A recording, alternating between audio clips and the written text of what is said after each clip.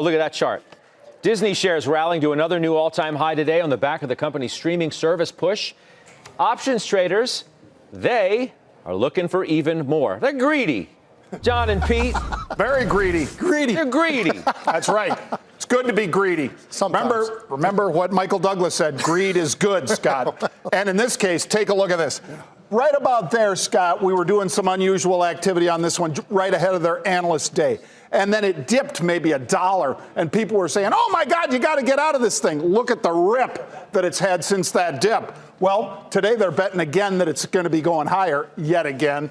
May 136 calls, so you have almost a full month until these expire. And they bought a lot of them very quickly. I love that. Just out of the money, as you saw, it's like 134 and change, or 133 and change. I think it gets to and through 136 by that May expiration. I'll probably be in these 2 weeks to a month. Have another one for you quickly. This is short term, though, really short term, because Juniper has earnings tomorrow. Yep. They're buying the weekly options in Juniper. I bought these weekly options, as you can see. 2,500 or so have traded already. It's a bet that the stock makes another bit of a pop, and that routers and so forth, this is what their ballywick is. I like it. 30.5 is the level. I'll be in these for about a day to a day and a half. Okay. Good stuff. Pete, you're up. Short term, we talked about that, right, Scott? Well, Oracle, this one's been great. When they first started buying options in here, Scott, they've had 4 different big bullish plays. Since the stock was right around here, it was trading a little over $50 a share,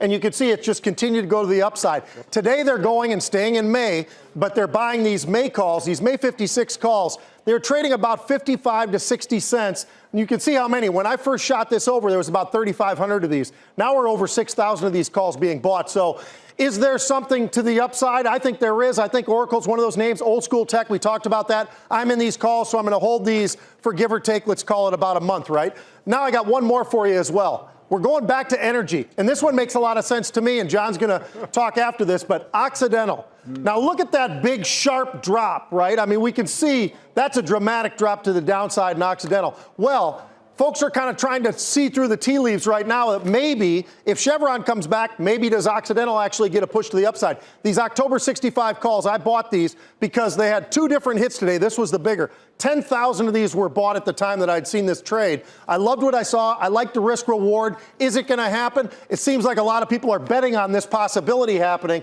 We'll see, but John's got a few more on Occidental as well. Yeah, take a look at this one. If you can pull up that chart again, Vince. When this one's just in the last couple days, Scott, they were aggressively buying the 55 double nickel puts in this one, in Oxy. And then they sold the upside calls to pay for it. Now, they already made a pile of money on that drop. Well, that was at the same time that they were buying aggressively. 10,000 last Thursday, Pete.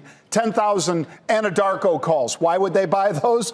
Well, they bought them very smartly because they were buying the 65 strike all the way up towards the 70 strikes. And as this deal was announced by David Faber, our own on CNBC, as he was talking about this, these calls just jumped. And it was about 1,400% return in the last, 5 days? That's a nice trade. And they continue to bet that Anadarko might see a sweetened offer yet again.